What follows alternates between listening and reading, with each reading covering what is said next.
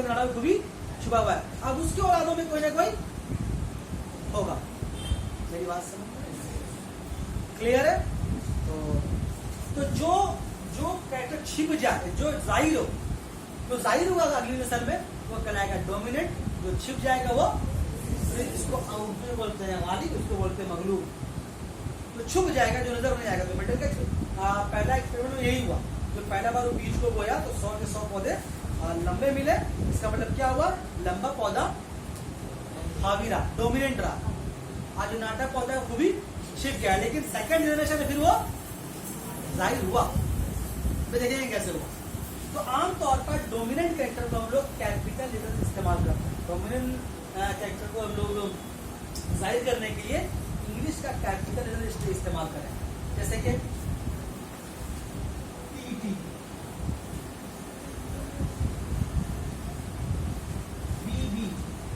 या मान लीजिए हम लिखा इसका माने क्या बताएंगे बाद में। मतलब हमेशा कैसे इस्तेमाल करते हैं? कैपिटल में, और किसी को हमेशा छोटा।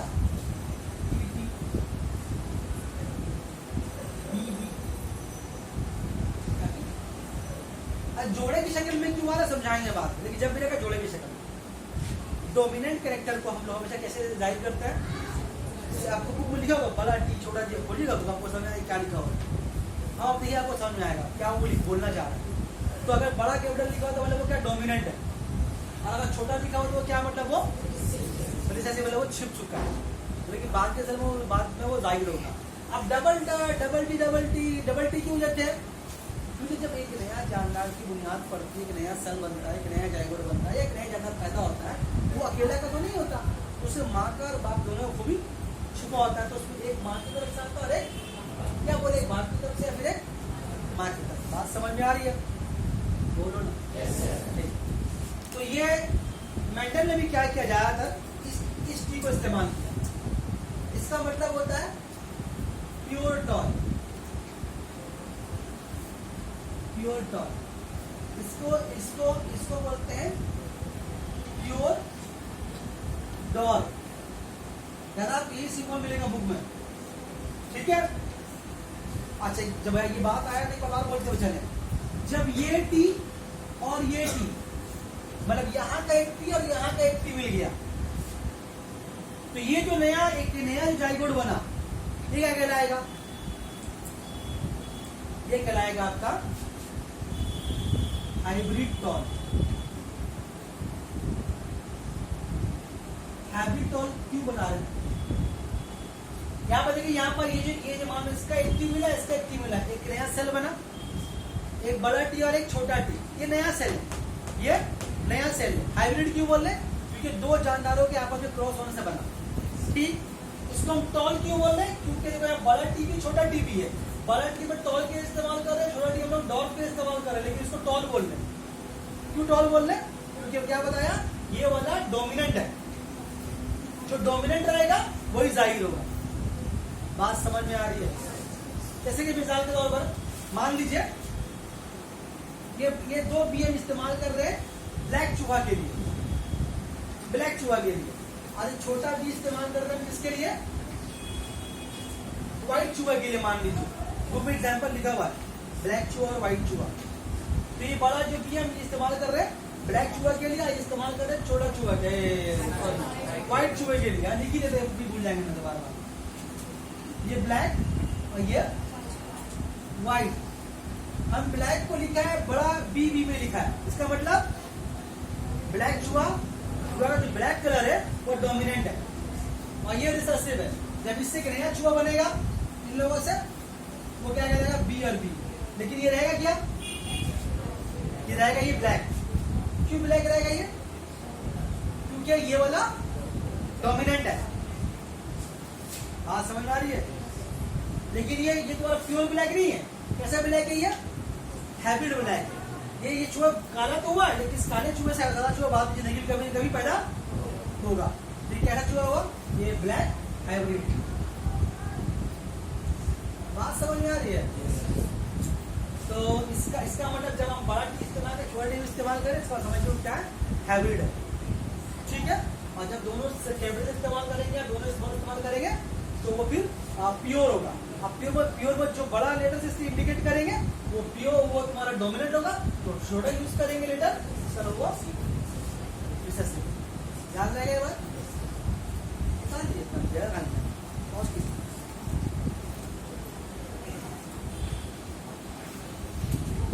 डोमिनेंट हो गया और रिसेसिव हो गया ना।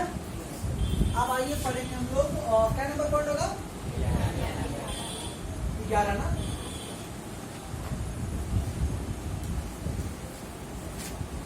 होमोजाइगस, और 12 में लिखे हम हेटेरोजाइगस।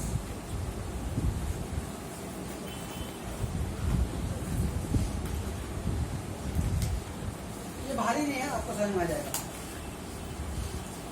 इसको बताने से पहले आपको बताएं कि जब हम सेल डिवीजन पढ़ रहे थे तो वहां पर आपने टर्म बताया था होमोलोगस क्रोमोसोम। क्या बताया था उसमें? कि जब दो आमने सामने के क्रोमोसोम, बताया था कि दो क्रोमोसोम एक दूसरे के साथ का जोड़ा बना लेते। कहाँ पढ़ता था हम लोग को? सेल डिवीजन का मियोसिस से पढ़े थे। मियोसिस का तुम्हारा डायकाइनेसिस प्रोसेस था या जाइगोटिन था? तो जाइगोटिन था मेरे ख्याल से, याद हमको ठीक से नहीं है, जाइगोटिन या डायकाइनेसिस था। तो उसमें क्या बताया था आपके कि जो बताया था कि उसमें क्रोमोसोम का रेप्लिकेशन हो रहा था, हर क्रोमोसोम 2 के बजाय 4, फिर टेट्रावेलेंट हुआ था। याद आ रहा है सारा बात? ये बताया था। उसके बाद कि जो सिमिलर क्रोमोसोम है वो एक से करीब आकर जोड़ा बना लेते हैं। तो जोड़ा बनाने वाले क्रोमोसोम, जोड़ा बनाने के प्रोसेस को बोलते हैं साइनेप्सिस। और दोनों क्रोमोसोम जो आमने सामने चले आते हैं, जो बिल्कुल सिमिलर होते हैं, उसको बोलते हैं होमोलोगस क्रोमोसोम। उसमें एक आता है माँ की तरफ से, एक आता है बाप की तरफ से। बताया था ना बात? अब बताया था उस जो क्रोमोसोम बाप की तरफ आता है, जो क्रोमोसोम माँ की तरफ से आता है, उस क्रोमोसोम में जो जीन का जो अरेंजमेंट होता है वो बिल्कुल सिमिलर होता है। अगर जीन के टॉप हिस्से में अगर आंख का जीन है बाप की तरफ से, तो माँ की तरफ से भी जीन का टॉप हिस्सा में आंख का ही जीन होगा। ये सिमिलर वे में वो अरेंज रहेगा। ऐसे क्रोमोसोम को बोलते हैं। ये बात समझ आ रही है? चलिए एक मिसाल ऐसे देते हैं कि एक मदर का आंख का रंग ब्लैक है, ठीक है। अब उसका आंख का जो जीन है बिल्कुल क्रोमोसोम में टॉप में, और भी लाइन से बहुत सारा है। और अम्मी का भी आंख का जीन, अम्मी का आंख का रंग मान लीजिए आपका ब्राउन है, ब्राउन ब्लैक बोला ना, चलिए यार अम्मी का बोल दिया ब्राउन है, वो भी कहाँ पर है? बिल्कुल टिप में, क्योंकि दोनों आमने सामने रहेगा ना, क्योंकि होमोलोगस क्रोमोसोम है। तो अब यहाँ पर दोनों साथ में होमोलोगस क्रोमोसोम बन गया। अब इससे ये जो नया क्रोमोसोम बना, एक समय क्या है? एक नई औलाद है, ठीक है। अब नई औलाद का रंग या तो उसका बाप का, या तो उसका बाप का रंग आपकी तरह काला रंग होगा, या फिर माँ की तरह उसका ब्राउन ब्राउन। अब काला होगा ना ब्राउन हो, काले का जीन में 2 चीज शामिल है। जीन में एक जो नई औलाद पैदा हो रही है उसकी जीन में ब्लैक आंख वाला भी जीन है और ब्राउन वाला भी। अब लेकिन वहां पर जो औलाद है उसका आंख कैसा होगा? तो देखा जाएगा कि उन दोनों में डोमिनेंट कौन है। बाप का आंख का रंग डोमिनेंट है या माँ के आंख का रंग डोमिनेंट है? अगर बाप का रंग डोमिनेंट रहेगा तो जो औलाद पैदा होगी उसका आंख का रंग काला होगा। लेकिन उसका जो आंख है देखने में काला है, लेकिन उस आंख का जो जीन होगा, उसके क्रोमोसोम का जीन होगा, उसमें कैसा होगा? वो प्योर ब्लैक वाला जीन नहीं है, वो हाइब्रिड हो गया। क्यों हाइब्रिड हो गया? उसमें ब्लैक मिला और अब उसका जो नया नस्ल का जो आंख हो सकता है उसकी कई औलादों में एक औलाद का आंख का रंग ब्राउन हो सकता है। बात समझ में आ रही है? तो समझ लो होमोलोगस क्रोमोसोम, जब किसी दो क्रोमोसोम मतलब क्यों बोल रहे हैं? क्योंकि एक आएगा बाप की तरफ, एक आएगा माँ की तरफ से। जब उस दोनों क्रोमोसोम में जीन का अरेंजमेंट बिल्कुल एक जैसा होगा तो उसको बोलते हैं होमोलोगस क्रोमोसोम। और जब जीन का आमने सामने का जो क्रोमोसोम बनेगा, अगर वो बिल्कुल एक जैसा नहीं हुआ तो क्या कहलाएगा? वो कहलाएगा हेटेरोजाइगस। तो जो नई औलाद बनी उसके आंख में जीन आया, जो नया क्रोमोसोम बना वो उसका, तो एक का ब्लैक का भी होगा, ग्रीन का भी होगा, ग्रीन बोले ब्लैक का, ब्राउन का भी होगा, तो वो जीन क्या कहलाएगा? उसका हेटेरोजाइगस कहलाएगा, क्योंकि उसके दोनों क्रोमोसोम सेम तरह का नहीं। बात समझ में आ रही है? और अगर देखिए तो हम लोग होमोजाइगस इंडिकेट किससे करते हैं? यहाँ पर कौन होमोजाइगस है? यहाँ पर ये वाला और ये वाला होमोजाइगस है। ये जो बड़ा टी और छोटा टी इन्होंने दिखा रहे हैं आपको, ये क्या चीज है? ये होमो है, क्योंकि इसमें एक अगर ये भी एक जीन है, ये भी तो माँ बाप की तरफ से आया होगा ना, ऐसा हो सकता है। तो इसमें एक बाप की तरफ से और एक माँ की तरफ से आया होगा, तो दोनों सिमिलर है दोनों। अब इसका मिसाल आप ले सकते हैं कि बाप भी फेयर है, रंग बहुत साफ है, माँ का भी रंग बहुत साफ है, औलाद का रंग भी साफ है। ऐसा हो सकता है ना? तो जब दोनों क्रोमोसोम का जीन अगर एक जैसा होगा तो उसको बोलेंगे होमोजाइगस। ठीक है, तो यहाँ ये भी होमोजाइगस और ये भी। अब इसको आप मिसाल ले लीजिए, मान लीजिए एक चाइनीज आदमी, मतलब नाटा ही होता है वो लोग, और चाइनीज लेडी भी नाटी होती है। कभी तो लंबा चाइनीज देखेगा नहीं, कभी तो लंबा लेकिन चाइनीज टाइप का होगा ही नहीं, जापानी लेकिन लंबा नहीं होगा, नाटा ही रहेगा वो, क्योंकि जीनी उन लोग का वही है। ठीक है, तो ये दोनों कैसा क्रोमोसोम होगा, बोलेंगे होमोलोगस। और यहाँ पर हेटेरोजाइगस कौन है? टी और टी, क्योंकि इसमें एक अलग जगह से है और एक, ये दोनों क्रोमोसोम सेम, यहाँ दोनों सेम था लेकिन यहाँ दोनों सेम नहीं है। सेम नहीं तभी तो जो नई नस्ल आएगी वो डिफरेंट हो सकती है। तो इसको क्या बोलेंगे? हेटेरोजाइगस। हेटेरोजाइगस में क्या होता है, जो दो क्रोमोसोम होता है आमने सामने का, जोड़ा बना के जो आता है वो बिल्कुल सिमिलर नहीं होता, उसको बोलते हैं हेटेरोजाइगस। और अगर सिमिलर रहेगा तो बोलेंगे ढक्कन तो नहीं बोलेंगे, होमोजाइगस बोलेंगे। ठीक है, बोल भाई। ये हुआ तो 3 टर्म हमारे पढ़ाई खत्म। बिना इसको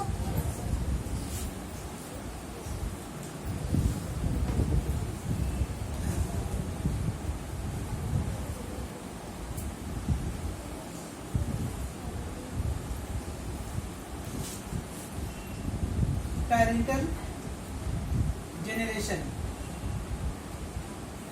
इसको इंडिकेट करते हैं पी से, इसको बोलते हैं पैरेंटल जेनरेशन। अगर हम मेंडल के एक्सपेरिमेंट का एग्जांपल लेकर समझाएं तो मेंडल के एक्सपेरिमेंट जो प्योर लंबा पौधा और जो प्योर नाटा पौधा था, समझ लेगा दोनों पेरेंट्स। उसी के बाद चरण असर, उसी के बाद जैसे हम लोग का पैरेंटल जेनरेशन कौन होगा?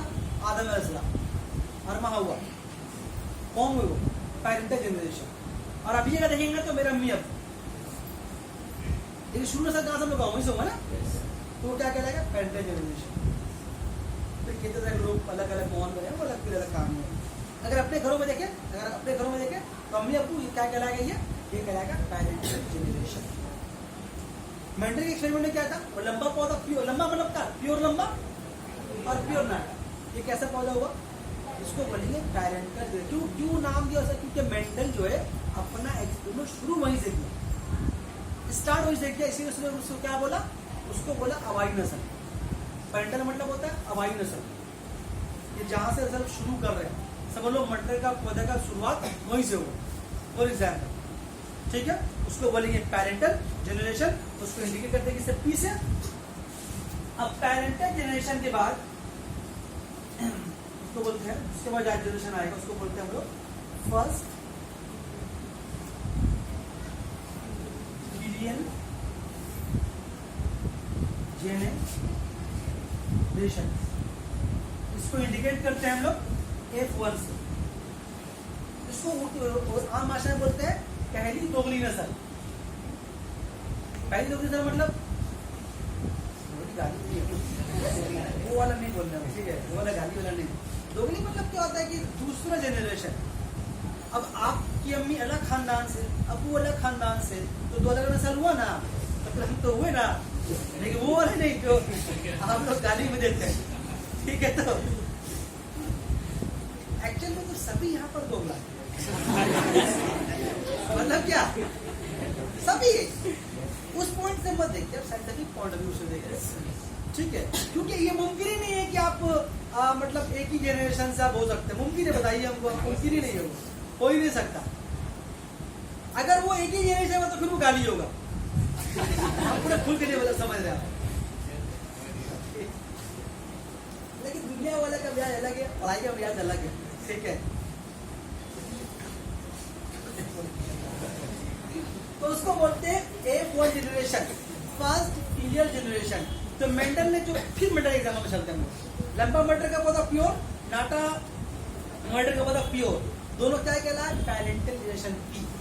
दोनों से बीज मिला, क्रॉस करने के बाद उस बीज को बोया गया, 100 के 100 पौधे लंबे हासिल हुए, तो क्या कहलाएगा? ये जो कहलाएगा, जो 100 के 100 पौधे लंबे हासिल हुए, उसको बोलेंगे फर्स्ट फीलियल जनरेशन, पहली दोगुनी नस्ल। ये नस्ल जो है ये प्योर लंबा नहीं है, क्योंकि ये लंबा अन्नाटे पौधे का मिक्सचर है। तो लंबा अन्नाटा पौधे का मिक्सचर है, इसीलिए इसको बोलते हैं फर्स्ट फीलियल जनरेशन, दो जनरेशन का मिक्सचर, यानी कि दोगुनी नस्ल। ठीक है। उसके बाद आता है इस तब समझिएगा 15 सेकेंड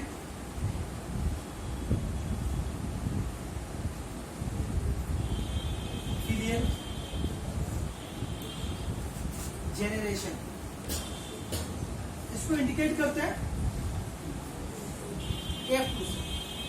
अब यहाँ पर क्या हुआ, वो जो फर्स्ट फीलियल में जो पहली दो ये जो हासिल हुई फर्स्ट फीलियल जनरेशन, जो F1 में जो पौधे हासिल हुए जो कि सारे के सारे लंबे थे, लेकिन वो प्योर लंबे नहीं, जो बात को ध्यान में रखते हुए क्यों पूरा प्योर लंबे नहीं थे, वो लंबे और प्योर लंबे प्योर नाटों का मिक्सचर था, यानी कि वो हाइब्रिड टॉल था। अब उसको बो दिया गया। अब उसी जो नए नए पौधे पैदा हुए, तब वो क्या हुआ, दूसरा जनरेशन पैदा हुआ। पैरेंटल तो मेन था, F1 में सब लंबा मिला, चल गया F2 में। तो वहां जो पौधे मिले क्या बोलेंगे उसको हम लोग, सेकेंड फीलियल जनरेशन के दूसरी दो नस्ल, यानी कि F2 से उसको इंडिकेट करेंगे। तो वहाँ क्या दिक्कत है हम लोग, वहाँ दिक्कत हम लोग इसको मिटा दें, लिख चुका हूँ उसको लिख लिए थे ना। तो वहां पर क्या देखा था हम लोगों ने, वहां पर हम लोगों ने देखा था कि 75% पौधे टॉल मिले थे और 25% पौधे प्योर मिले थे। ठीक, प्योर हम समझने को लगा भूल से हुआ सैब काम देख के लगा भूल डॉग, ठीक है ना, 25% डॉग। ठीक है। अब यहाँ पर एक दूसरी बात, पर दो बात और है, सुना दे मामला खत्म। नेक्स्ट है एक्सपेरिमेंट होगा, ठीक है। एक्सपेरिमेंट आसान है, समझ का तो समझ में आना।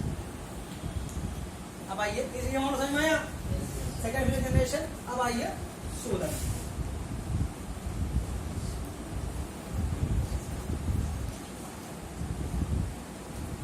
फेनोटाइप 17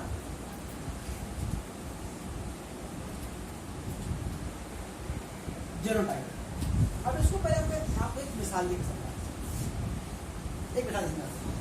मान लीजिए कोई पेरेंट एक्स वाई है, मिसाल मान लीजिए एक्स वाई कोई पेरेंट्स है, एक वाई नहीं बोले, एक्स आप सेल में इस्तेमाल करते हैं ना। मान लीजिए कोई पेरेंट, एक पेरेंट ए एक पेरेंट बी, ठीक है, यूपी और बिहार, ठीक है। मान लीजिए दोनों फेयर है, फेयर नहीं बोलते, फेयर बोले अरे डार्क बोलते, फेयर डार्क, ठीक है। अब इनसे इनकी चार औलाद होगी, सी डी ई एफ, चारों का चारों जो है फेयर है। और खुशी की बात है ऐसी बात है, रंग का वो मसला नहीं है ना, इसका डार्क दूर इंसान अपना कहीं पर से बनाना चाहता है, वो सब आप मत सोचिएगा, या समझाने के लिए एग्जाम्पल है। अब चारों फेयर है, अब इसमें आप बोल सकते हैं ऐसा हो सकता है, ऐसा होता है कि नहीं होता, ऐसा होता है ना भाई। अब बताइए सब बोल सकते हैं कि चार औलाद में से कौन प्योर गोरा होगा और कौन हाइब्रिड गोरा होगा, मालूम हो सकता है। हालांकि चारों तो मतलब फेयर और डार्क का मिक्सचर है। अब इसमें से चारों औलाद गोरा है और फेयर है, अभी चारों में से फेयर है, लेकिन कालापन तो कहीं ना कहीं तो है छिपा हुआ। अब किसके अंदर है, चारों के अंदर है या किस किस के अंदर है, ये अंदाजा लगाना बहुत मुश्किल है। एक मटर के दाने को देख के बोल सकिएगा कि ये लंबा मटर का पौधा है, नाटा मटर का पौधा, बोल सकिएगा? नहीं बोल सकिएगा। उसको बीज को बोएंगे तो वो बढ़ेगा, इसका मतलब क्या, जब इन लोगों की औलादें पैदा होगी तो उससे मालूम होगा कि कौन वाकई में प्योर गोरा था और कौन इम्प्योर गोरा था। चलिए मान लीजिए इन इन इन दोनों में से फिर आया ये GH, इन दोनों में से क्या मिला, डार्क जनरेशन आया। इसका मतलब क्या, ये लोग इम्प्योर फेयर था, और यहां से इन दोनों से क्या मिल रहा है आपको, हमेशा फेयर मिलना।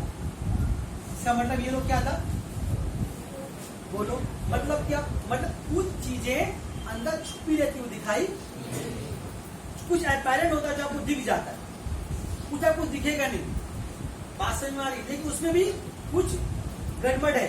चारों फेयर है ना, चारों डोमिनेंट तो ये रहे क्या, लेकिन चारों में चारों प्योर वगैरह नहीं हो सकता, हो भी सकता है, नहीं भी हो सकता, ज्यादा चांस है कि नहीं हो सकता, थोड़ा ही साइंटिफिकली तो हो ही नहीं सकता।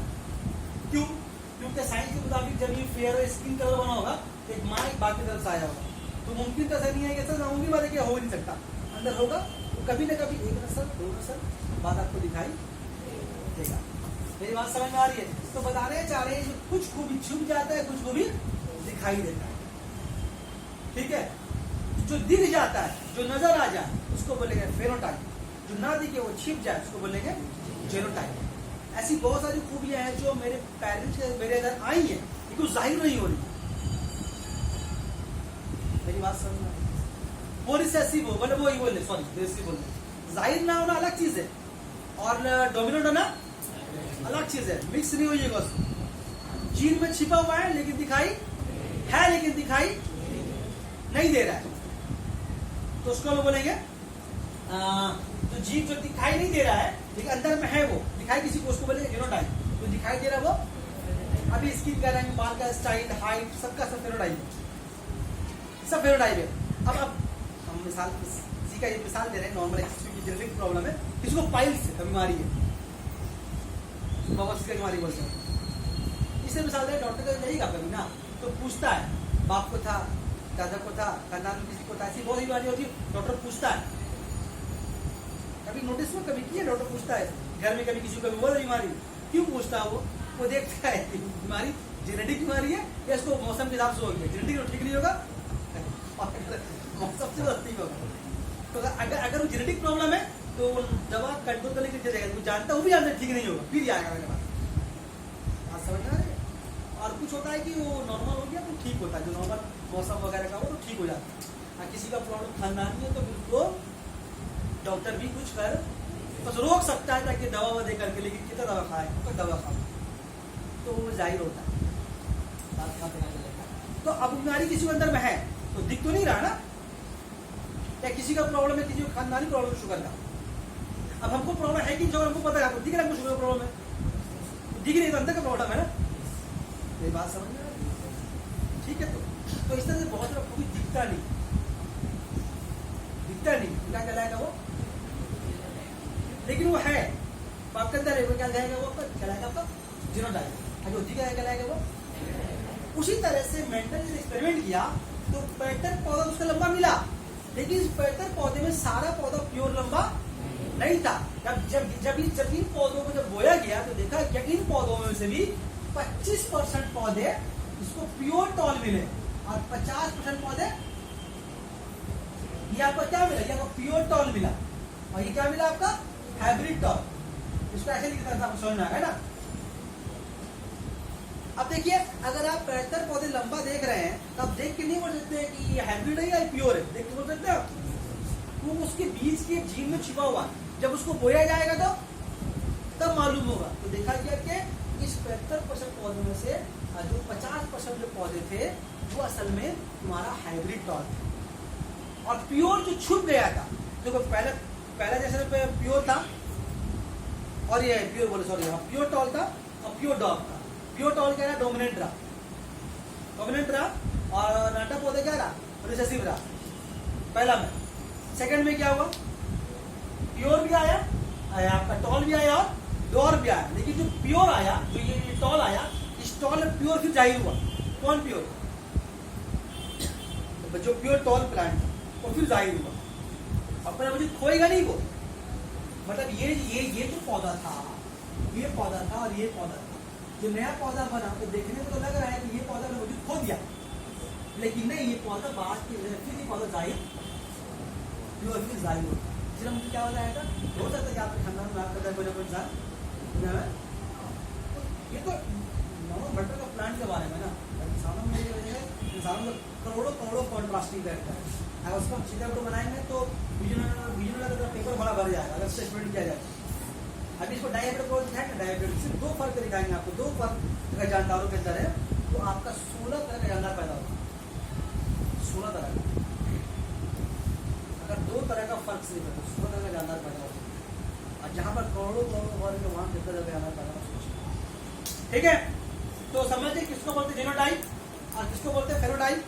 यहाँ समझ में आपको आएगा, जो टॉल प्लांट मिल रहा सारा का सारा टॉल तो है, देखने में टॉल लग रहा फेनोटाइप, लेकिन उसके अंदर 25 प्योर टॉल है और 50 जो है इम्प्योर टॉल है, मतलब कुछ वो दिखाई आपको नहीं दे रहा। क्या कहलाएगा वो? याद रहेगा। आज कितने रहने देते हैं, अरे बहुत हो गया, वहां तो बढ़ने वाला नहीं, हम बेसब्री से उसका इंतजार करेंगे बुजुर्ग जुआ का। हाँ बहुत